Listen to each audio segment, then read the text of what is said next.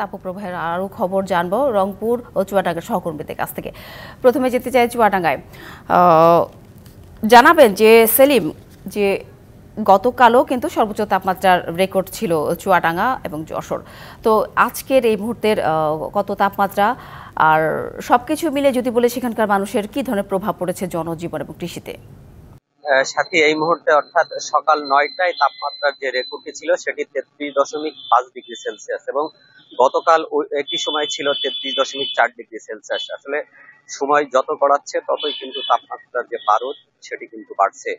এই তাপমাত্রার কারণে কিন্তু আসলে আমরা দেখেছি রাস্তাঘাটে যারা শ্রমজীবী মানুষ রয়েছে বের হতে পারছে না, এবং যারা প্রয়োজনে কিন্তু বাইরে বের হতে পারছে না, এবং যত বা বাইরে বের হচ্ছে সেখানে কিন্তু ছাতা এবং বিভিন্ন ধরনের জিনিসপত্র নিয়ে তারা মূলত বের হচ্ছে। আর একটি বিষয়, আসলে আমরা সদর হাসপাতালে এবং বিভিন্ন হেলথ কমপ্লেক্সে যে খবরটা নিয়েছি, আমি সদর হসপিটালে সকালে ছিলাম এবং সেখানে কিন্তু 5 বেডের কিন্তু একটি ডায়রিয়া ওয়ার্ড, সেখানে রুগী ভর্তি রয়েছে কিন্তু প্রায় 75 জন। অর্থাৎ বুঝতেই পাচ্ছেন এই ধারণ ক্ষমতার চেয়ে কয়েক গুণ রুগী থাকার কারণে ডাক্তার সেবিকা যারা রয়েছে তারা কিন্তু বেশ বিপাকে পড়েছে। এছাড়া কিন্তু আপনি জানেন যে গতকালকে কিন্তু চুয়াডাঙ্গার দামোদরায় কিন্তু একজন নারী এবং একজন পুরুষ কিন্তু হিট স্ট্রোকে কিন্তু আসলে মারা গেছে বলে আমরা সংবাদ পেয়েছি। এছাড়া কিন্তু জেলা প্রশাসনের পক্ষ থেকে কিন্তু কিছুক্ষণ এর মধ্যেই কিন্তু একটি মিটিং আহ্বান করা হয়েছে, এবং যেটি কিন্তু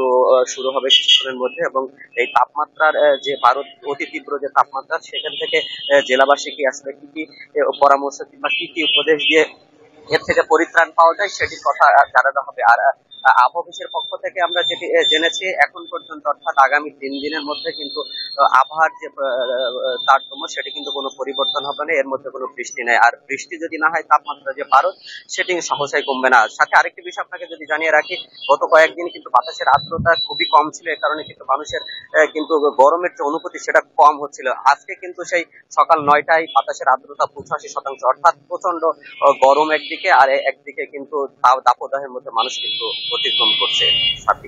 ধন্যবাদ সেলিম। এবার মাজেদ মাসুদের কাছ থেকে জানবো রংপুরের তাপপ্রবাহের খবর। মাসুদ, তাপপ্রবাহের মধ্যে লোডশেডিং সব মিলে কতটা ভোগান্তিতে রংপুরবাসী?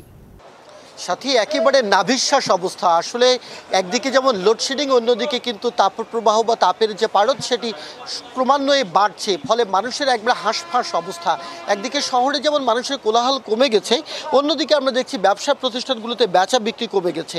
লোডশেডিংয়ের কারণে যেমন ফ্যান বা এসি চালানো যাচ্ছে না, আবার তীব্র যখন দাপদাহর কারণে মানুষ টিকতে পারছে না ব্যবসা প্রতিষ্ঠানে, এবং বাইরেও মানুষের কোলাহল কিন্তু কমে আসছে। বিশেষ করে 3 চাকার যে যানবাহন, যারা রিক্সা অটোরিক্সা চালক, তারা বাইরে আসছেন না, তাদের নিজেদের কষ্ট, অন্যদিকে যাত্রীয় সংকট রয়েছে। এই মুহূর্তে রয়েছে নগরের প্রবেশদ্বার একবারে মডার্ন মোড় এলাকায়। এই মডার্ন মোড় এলাকায় এসে দেখেছি এখানে যাত্রীবাহী বাসের দীর্ঘ সারি, যাত্রী সংকটের কারণে বাসগুলো সেরে যেতে পারছে না, এবং যাত্রীরাও আসছেন না।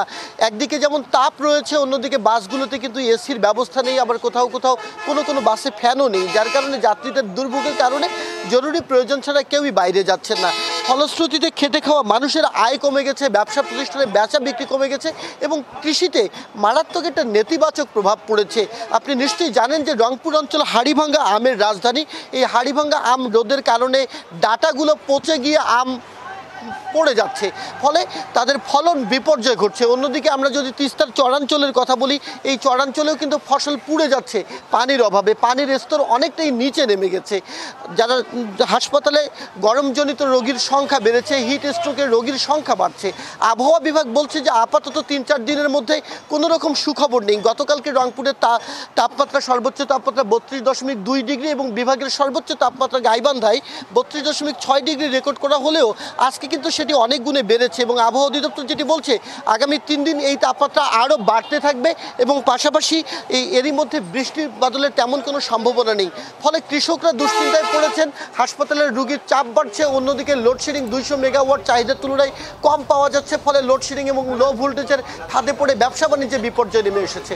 অর্থাৎ এই যে আবহাওয়ার দুর্যোগ এবং বিপর্যয়, এর যে প্রভাব সর্বত্র বিস্তার করছে। মানুষের একবারে নাভিশ্বাস অবস্থা, হাঁসফাঁস অবস্থা। এই অবস্থায় যদি বৃষ্টি বাদল না হয় বা কোনোভাবে সুরক্ষিত থাকা না যায়, তাহলে রংপুর অঞ্চলের মানুষ আরও বিপাকে পড়বেন। সাথী, ধন্যবাদ মাজেদ।